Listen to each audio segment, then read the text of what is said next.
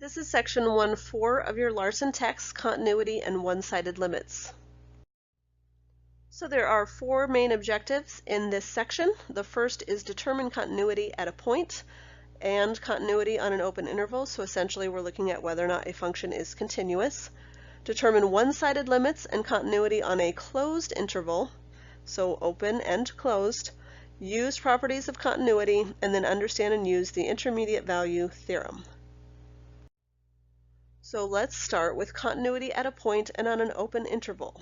We know that a function is continuous at x equals c, means that there's no interruption of the graph at c.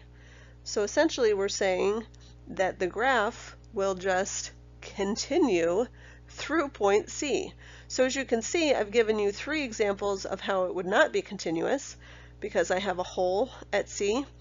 I have a jump here at C, where even though it is defined at the value of C, it's not continuous because it doesn't continue on in both directions. Same thing here. This is very similar to my second example.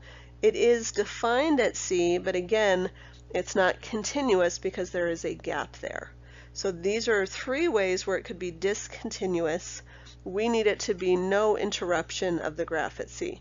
So this one, if this were filled in, then that would be a continuous function. So again, for a function to be continuous at x equals c, all of the conditions must be met. And again, this is something you'll want to write down because you're going to actually check each of these things when I ask you if something is continuous. So first, we need to see that f of c is defined, because if it's defined, then right away we know, or if it's not defined, right away we know it's not continuous.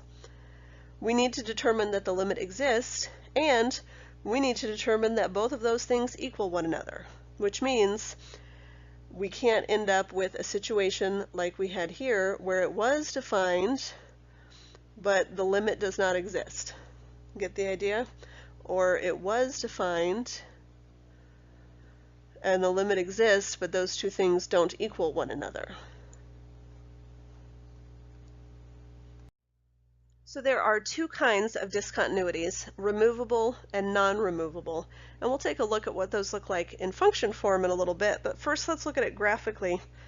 Graphically, we can see that a discontinuity is removable if we can redefine f of c, which means redefine the function value at that point. So if I look at my first example, all I would have to do to make this continuous is to define f of c to be that point. That would be c, comma, f of c. That is a removable discontinuity because all I would have to do is redefine f of c. Or actually define it, not redefine it because it's not defined right now. For my second one, hopefully we can see that it doesn't matter if I define f of c to be this point or this point. These two are never going to come together and be continuous. We would have to actually change the entire function, which obviously is against the law. So that is a non-removable discontinuity. So what do you think then about that last one? Hopefully we can see that it is removable because all I would have to do is redefine it to be the point right there, and then we would have a nice continuous function. On the next slide, I'm going to ask you to discuss the continuity of each function. Before I do that, I want to give you some strategies in order to graph. So if you already know how to graph on a TI-84, please feel free to skip ahead and go to the solutions of practice 1, which would be the continuity of each function. If you don't know how to graph, we're going to go to y equals.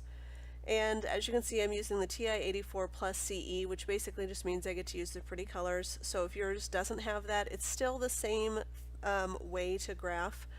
Obviously, the first one is very easy. I can do 1 divided by x. Remember, your x button is right here. And then I can just click graph. And so that should give you an idea of the continuity of the function and whether or not the continuity or discontinuity is removable. If it is in fact discontinuous, which hopefully it's pretty obvious looking at the graph. If I go back here, I can arrow over and click enter if I don't want to delete that function and go to the next line. If I do want to delete it, you can certainly delete it and just replace it with the next function. I do want to show you how to graph a piecewise function. So I'm going to enter in parentheses x plus 1. And what I want to do then is I want to specify that that is going to be x is less than or equal to 0. So I'm going to go ahead and put the x in there, and then I have to use second, and then I'm going to be choosing that test option. So it's actually second and the math button, and I'm going to choose the less than or equal to, which I can arrow down to, or I can just enter 6 because it's less than or equal to, and then enter the 0, and then I'm going to put a plus in between to say that there's more to that function, and then I'm going to enter x squared plus 1, close the parenthesis, and then I'm going to specify that that is for x, again, second test, and then I'm going to use greater than and 0 and close the parenthesis. And then notice, because that first one is not highlighted, that one's not going to graph this time, only function 2 will graph. So I'm going to graph, and I can see that that function obviously is continuous. I kind of gave that one away, but you get the idea. The others are very easy, so I'm not really going to go through each of those. Oh, what the heck. Let's just go through each of them. Again, I can press enter if I don't want it to show up on the next line. This one I'm going to use sine x, so sine x, which I of course can graph very easily, and again I'll let you determine continuity.